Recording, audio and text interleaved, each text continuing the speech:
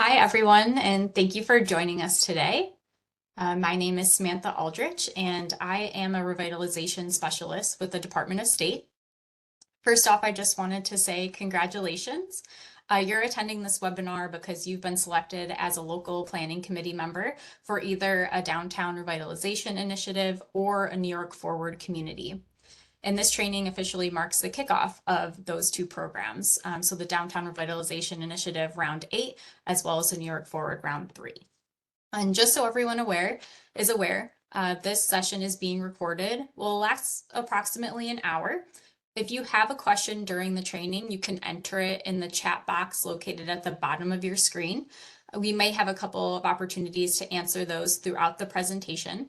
But this webinar will be general to both the DRI and New York Forward program as a whole. So it will not be locally specific to your respective community. But if you do have questions related to your community, you can reach out to your assigned Department of State project manager. There will also be a brief polling question at the end of the presentation. To participate, it's easiest to use your cell phone. You can scan a QR code, or you can enter a web address into a separate web browser on your desktop as well. It's really easy to connect, and we'll have specific instructions at the end when the time comes. All LPC members will also be required to affirm that they've completed this training. And so before we jump into the presentation, I do have a video message from the New York State Secretary of State that we would like to play for you.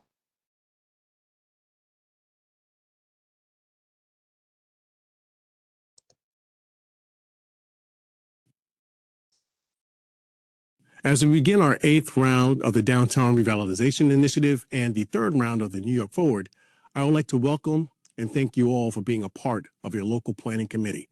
Congratulations to each of you and your communities. Being here today signifies your dedication to your community and your commitment to the transformative journey that is ahead. DRI has been a cornerstone of the state's economic development strategy and has helped to accelerate and bolster the revitalization of downtown neighborhoods across the state. With this program, communities that have long been faced with disinvestment, decline, and deindustrialization have been transformed into vibrant centers, offering a high quality of life, attracting good jobs and businesses, and providing housing and amenities for all. Building on the success of DRI, Governor Hochul launched a new program, New York Forward, to give that same opportunity to smaller rural communities. From our largest cities to the smallest towns and villages, the success of each of your communities is such a critical part in the state's success overall. Having worked on community boards and initiatives in my own Brooklyn neighborhood, I know firsthand the successes that can come as a result of local planning, consensus building, and developing partnerships amongst the community. That is what creates lasting change and builds capacity to keep the momentum going. And that's why DRI and New York Forward work. It isn't the state telling you what community development is, what economic development looks like, or what investments need to be made in your community. In fact, it's just the opposite. It's building upon the foundations that you've built with your community-driven plans and investments. It's bringing the community together to identify key projects that will accelerate the revitalization of the downtown and reinvigorate our communities. The strategic investment plan that each of your communities will draft will create lasting impacts on each of your downtowns. With public and private partners, you will build and select a series of catalytic and synergetic projects that will breathe life back into our downtowns, creating greater opportunities for New York residents, businesses, and visitors. So, we are ready to hit the ground running, and after this training, you will be too.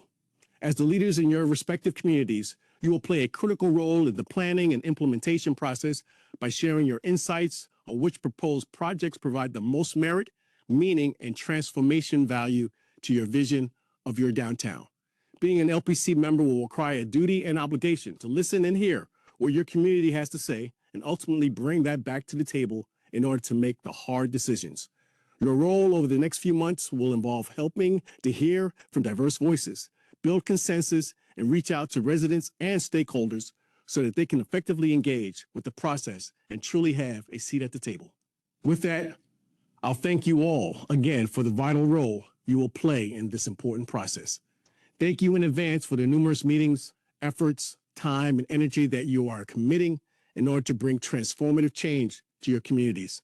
And I'm thrilled to see the renaissance of our state's downtown neighborhoods and look forward to the good work that you will all do in the next few months.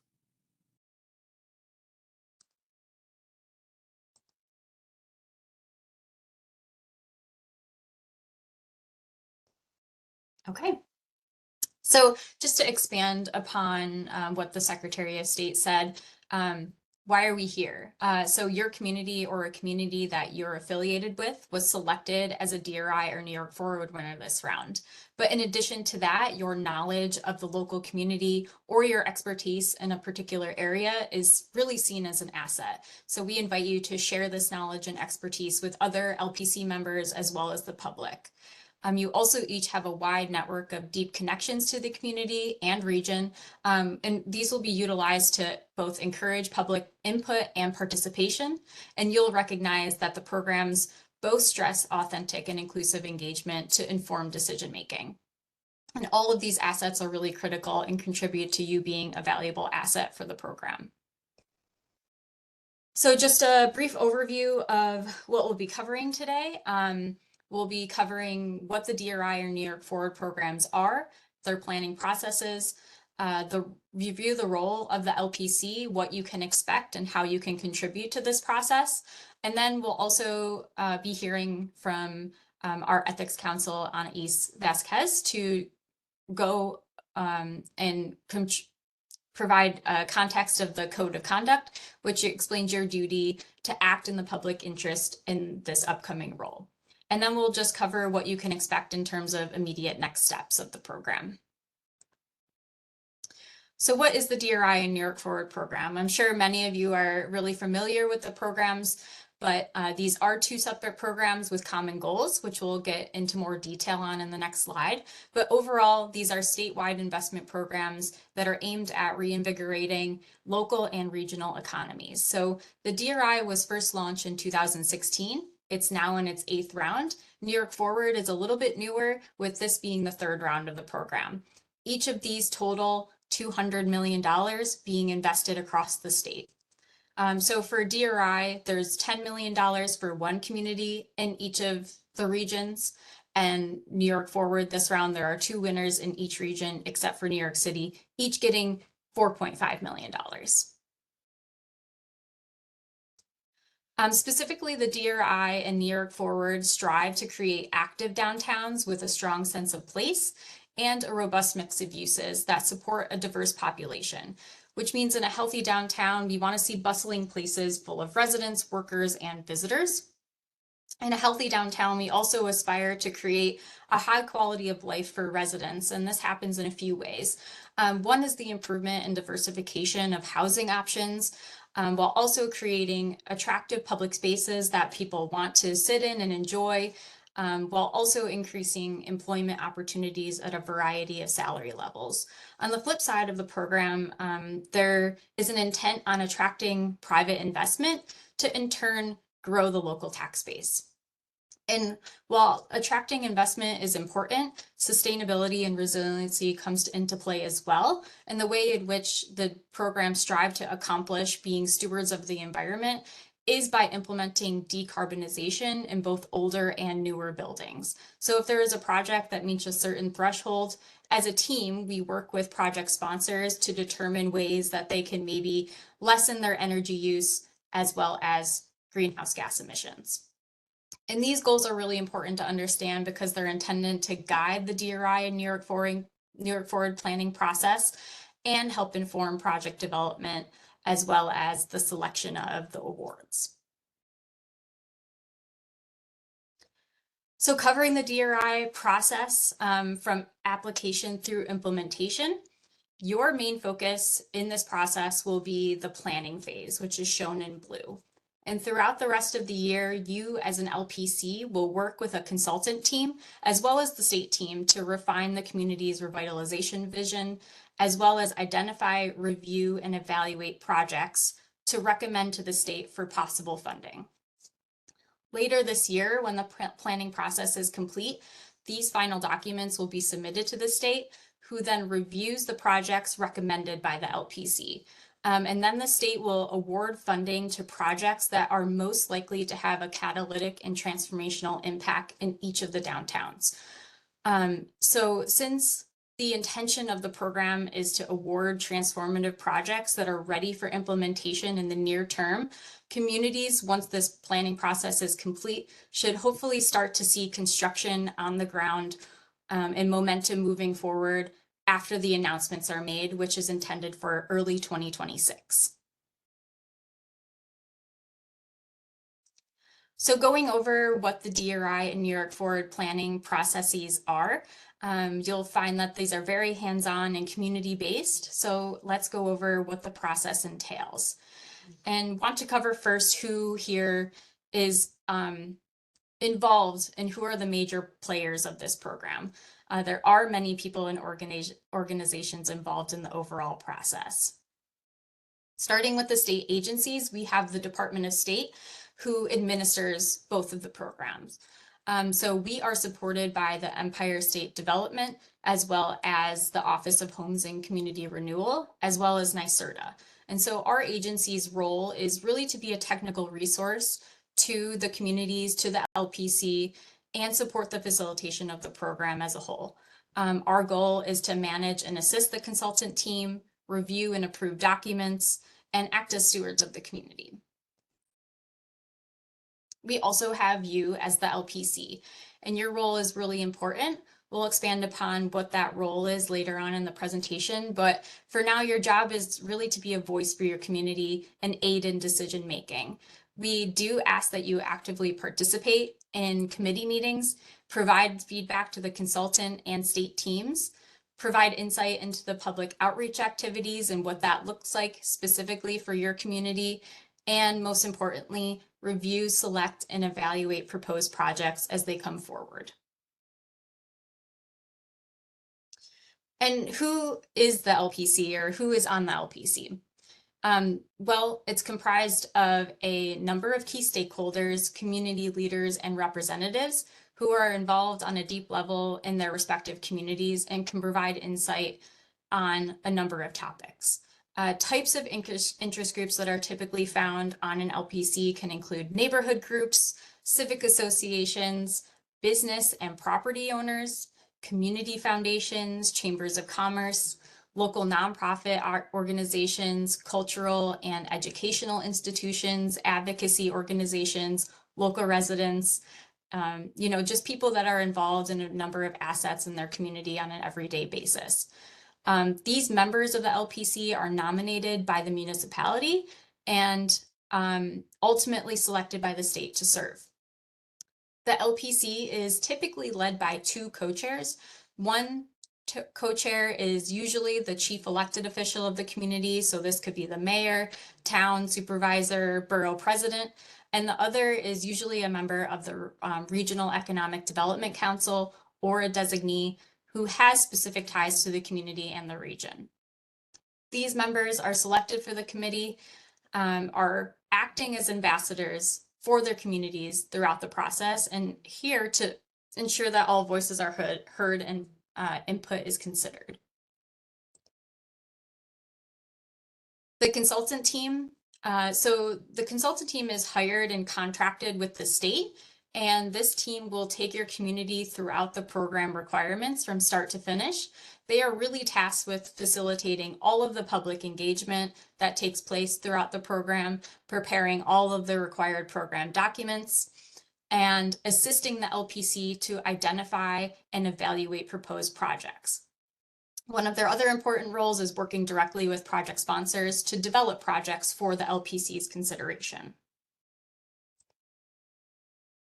Municipal staff also plays a core role too, so their job is really to provide critical data and information to the consultant team and the LPC, assisting with public engagement, as well as identifying other supporting funding sources for projects as they come through. We also have project sponsors. So project sponsors are those entities that propose projects to be funded throughout the program. The way that they are involved in the program is first, they prepare an application for the consultant team and the LPC to review. They provide important information such as scope, budget, timelines of their proposed projects. And it's really important as a project sponsor to be engaged. It's critical that all parties have the details of the project that they need for you as an LPC to adequately review and evaluate your project for funding. And then lastly, we have the community. So you'll see throughout this presentation, engaging the community is really important. And we want to make sure that we're engaging the community effectively and often.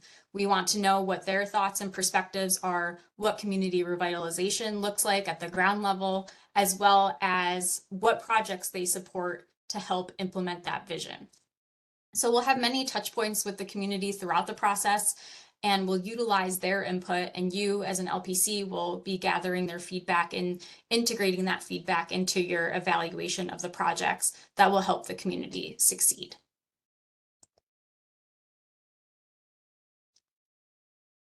So this is just an overview of the planning process. So at a high level, there are 4 major milestones throughout the planning process. And over the first few months, public engagement opportunities will allow for the community's revitalization vision to be refined. And this, paired with opportunities and challenges analysis of the downtown, will allow the LPC to understand what projects are needed in order to lead to that community's transformation. So the LPC will utilize both public input as well as the findings of the opportunities and challenges analysis to evaluate the independent projects that are proposed. So throughout the project, the consultant team will also be doing project development and evaluation with the LPC, and the LPC will strive to select projects that are ready for implementation, but also meet the goals of the community.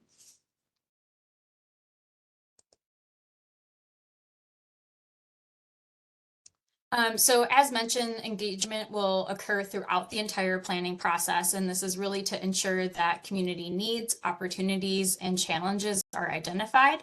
The engagement opportunities will be led by the consultant team, but the LPC will have significant input on who the team should be reaching out to, what the most effective methods and locations might be for this specific outreach, and how to best obtain input from various facets of the community.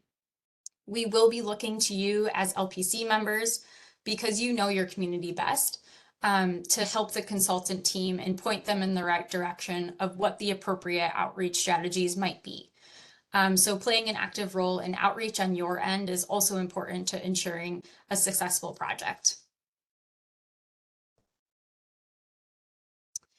What is the end goal of the planning process? So at the end of the process, the community and LPC will be submitting what we call a strategic investment plan, or SIP, to the state. This SIP contains information that has been developed throughout the process, including detailed description and analysis of the downtown area, an explanation of what the community's vision and priorities are for revitalization, and most importantly, what the slate of projects recommended to be funded by the state are. This SIP is reviewed by the state as well as other agencies who evaluate each project that's recommended for funding. And the most transformational projects that are included in that slate of projects will be selected for a grant award.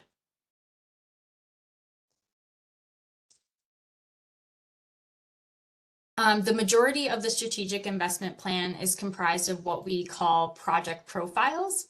And this is a detailed description as well as supporting documentation of individual projects. So the LPC will be utilizing this information in the profiles developed by the consultant team and the project sponsors to evaluate and select projects that are most aligned with the community vision and have the highest potential to be implemented successfully. So your main task is to recommend a set of projects for the state for possible funding using the information gathered from the consultant team, the project sponsor, as well as feedback from the community.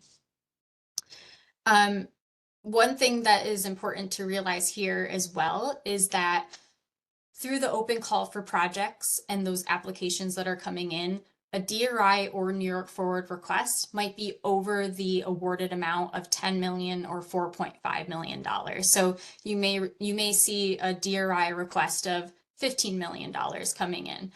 So part of your task will be to review those projects and possibly eliminate some projects that might not be as strong or compelling for economic revitalization right now in the near term. So let's talk about a little bit more detail what your role is on the LPC. It's really important because you have a chance to shape your community's future and provide input on the types of projects that your community wants to see implemented. We want to hear your input. That is the purpose of you being on this LPC.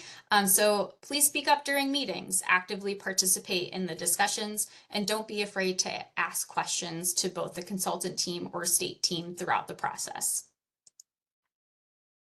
I'm sure we will not have issues with this, but during your time on the LPC, we do ask that you respect the opinions of others, engage in civil discussions, and be polite to all participants in the process.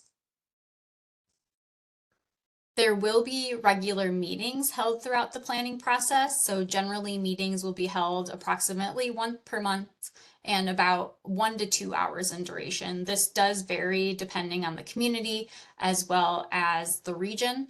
But overall, you can expect emails from either the consultant team or state representatives. These emails may contain meeting materials or pertinent information that is essential to review prior to the meeting at hand, so you can provide insightful discussion. One thing that we ask is do not share the information outside of the LPC while serving on the committee.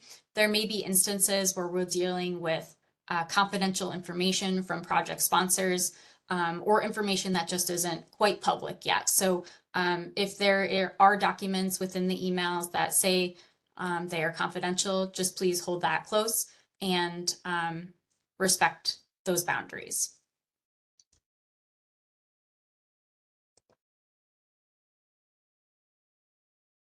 And here are just a few ways that you can help lead the process.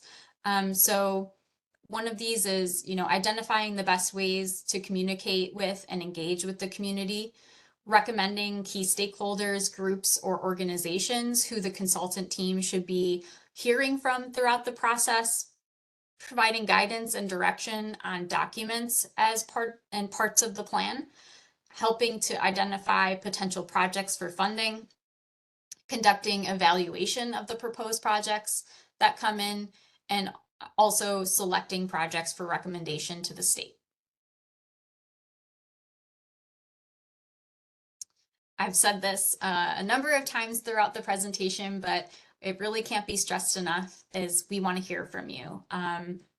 We want you to advocate for your community and be an active participant in this process. And we're excited to hear what your feedback is on the community's revitalization potential, as well as the projects coming forward. If you do have any questions, you can reach out to the Department of State project manager for your region, the consultant team, or the LPC co-chairs as questions arise, or if you want to provide additional comments.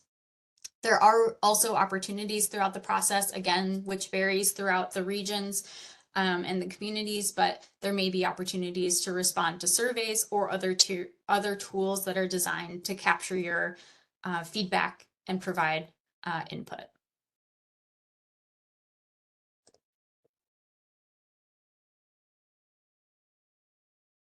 So you as an LPC member, you've been nominated due to your knowledge, your expertise, or your connections.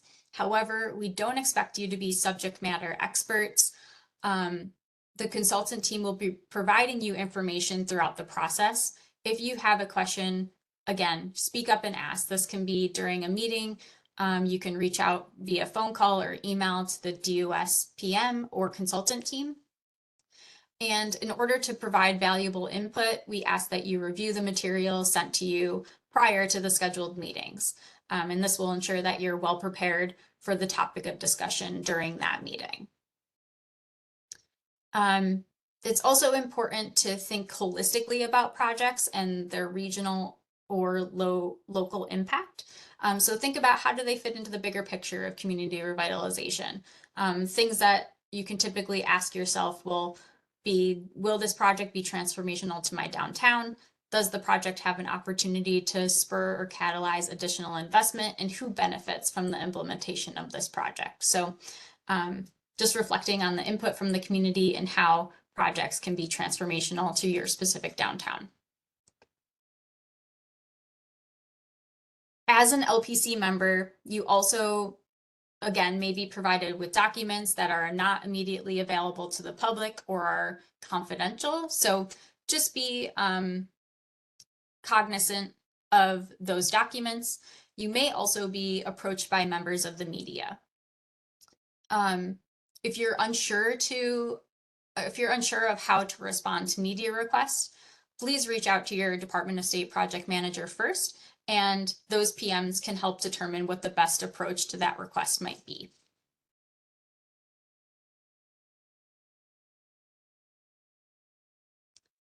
All LPC members will be required to sign what we call a code of conduct. This will be presented in a few moments, but it does serve as a reminder that LPC members must always act in the public interest, disclose conflicts of interest, as well as recusing themselves from discussion on projects where there might be a potential conflict. So all members will be required to sign a code of conduct. This code of conduct will be sent out to you by your DOS project manager.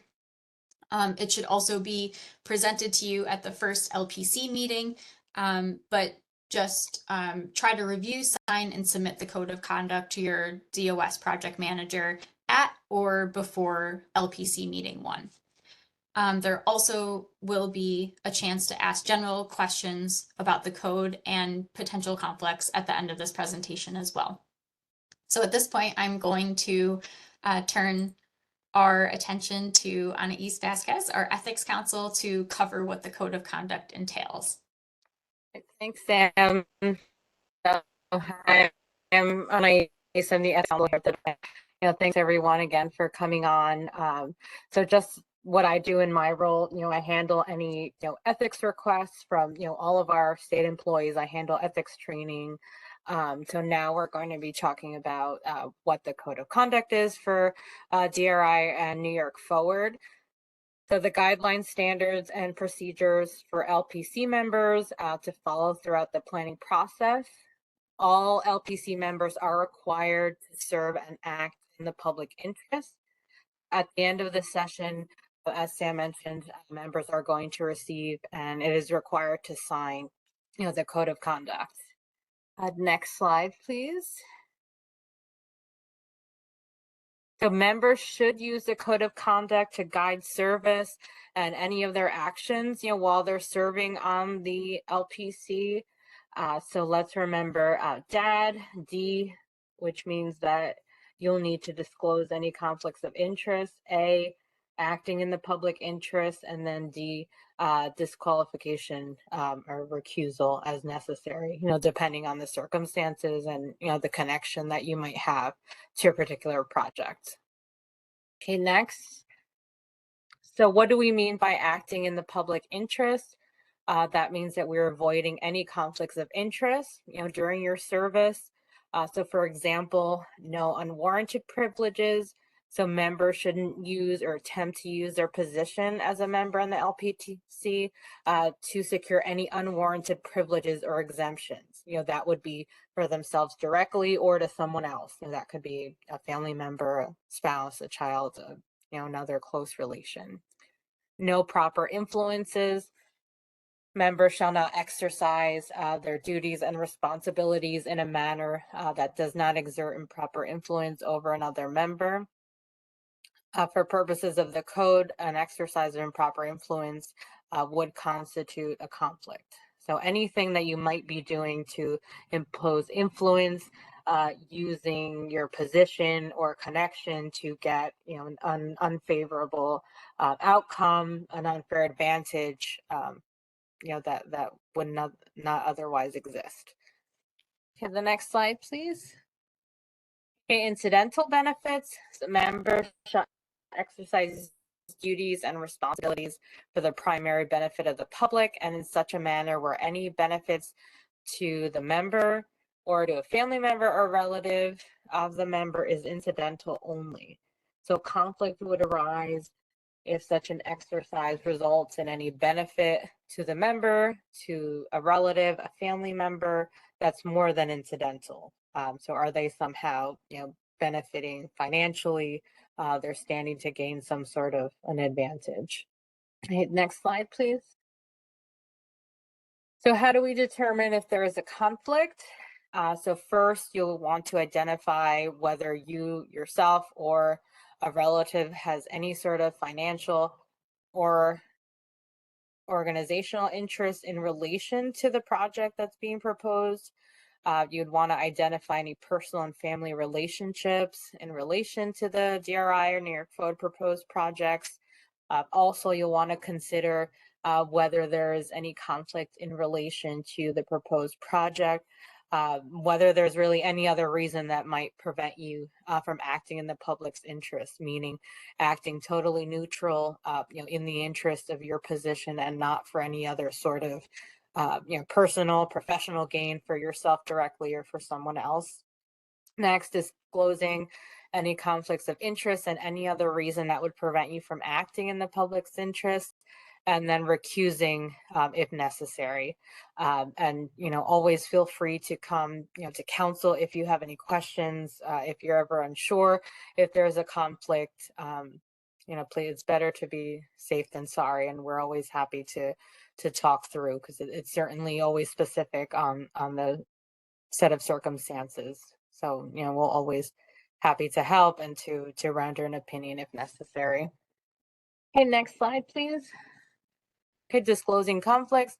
Any potential conflict of interest must be disclosed at the earliest possible time, which should be prior to the meeting in which the matter will be discussed or as soon as you become aware of conflict. Any appearances of impropriety or an appearance of improper conduct should be avoided. And again, you'll want to come to counsel if there's any potential conflict of interest that's known by others but isn't disclosed. A complaint can be filed with counsel. Okay, the next slide, please. Okay, and this is a picture of the recusal form. So members will need to identify if they have a conflict. That would be at the first meeting in which the matter giving rise to the conflict is discussed. So when a potential conflict is identified, LPC members would need to complete and submit this form. Okay, the next slide. Okay, a list of recusals along with the recusal form completed by each recused member will be maintained for each project, which would be for the duration of the DRI and New York Forward planning process. Recusal lists are updated at each meeting, and LPC co-chairs will remind members of their obligations to recuse at each meeting of the committee. Okay, next. Oh, did we skip one? Okay, LPC member recusals. So members cannot vote or attempt to influence any discussion or vote on a project where there's any potential conflict of interest. So you would totally need to screen yourself off from any such action. So whenever possible, LPC members who are exercising recusal, that's when there's a conflict, they should attempt to remove themselves physically from the room or location where the project is being considered. So that's the project where you have the conflict. But this is to the extent that that's practical. If it's going to be physically impossible for you to leave, or just not logistically feasible, it's within reason. To prevent any appearance of improper conduct or appearance of impropriety, no LPC member exercising recusal shall make public statements or provide any non-factual information to the public relating to the matter that gave rise to the need for recusal. So we would ask that you not make any public statements that's speaking to press, also making any sort of social media statements. And the next slide, please. Okay, so voting on recommended projects. So all LPC members will be voting on a slate of projects to be recommended to the slate for DRI and New York Forward funding. Voting will take place via an official LPC ballot, which is submitted to the state. The members must recuse themselves from voting on the individual projects where there's a conflict of interest. LPC members must follow the determination made by the ethics officer in accordance with the code of conduct and other applicable laws. So that just means if you come to us, for assistance, we would render a written determination, and then, we would ask that you follow, our recommendation. Okay, next slide, please. Okay, so this is just my contact information. Again, always feel free to reach out, if you have any questions. Okay, next. So we're just going to be going through a couple questions here and just, let us know what you think. Yeah, so thank you, Anais, very much for that. So at this point, you can either take out your cell phone and scan the QR code, which will bring you to the poll, or you could just open up a browser and go to Slido, slido.com. And then there's also a number on the left-hand side of the screen that you can enter into that box to access the poll. So we'll just give everybody a few minutes to log on and provide their responses. So the first question here is, you are a board member of a nonprofit organization that is proposing a DRI or New York Forward project. Should you disclose your conflict and recuse yourself from LPC discussions regarding this project? So yes, no, or unsure.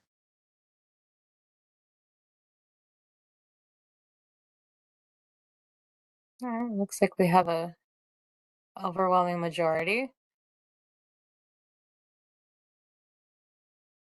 So yeah, if you're on a board, the expectation is you're involved in any sort of dealings of the organization. I mean, you're voting or weighing in on action that they're taking. So that's just, the appearance, right? Are you proposing, what was your role in potentially proposing that project? Was it in any way to gain favor, in connection to your position? If someone came to me, I would recommend a recusal in this situation. Great, thank you. Okay, so we'll go to the next one.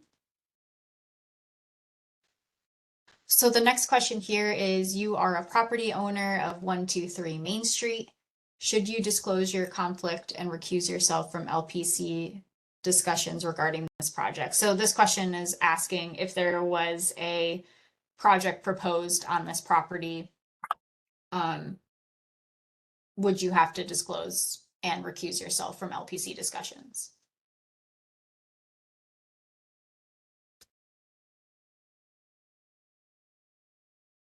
Okay, good. Yep, I would also recommend recusing in this example.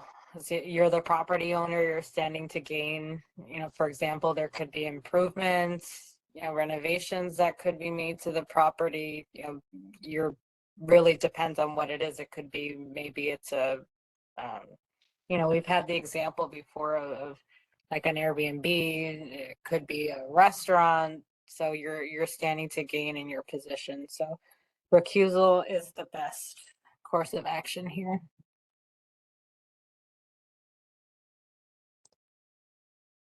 And last question here, a project sponsor reached out and asked you questions about a project they may submit for LPC consideration. You provide some professional advice. You have no financial involvement or stand to receive any benefits from the project if awarded.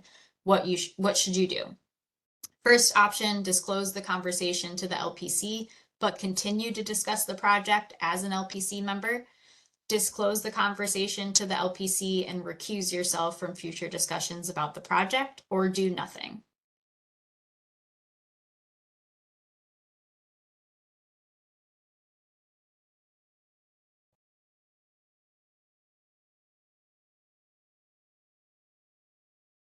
Yeah, I think that looks good. I agree with the majority. The only thing I will say, if you're just giving, information to the person, unless you're giving some sort of like insider information, something that would like unfairly advantage that person, something that wouldn't otherwise, be known to others, then maybe we would talk about recusal. But if that's not the case, if nothing improper has been done, then, I agree with the way that most folks answered here.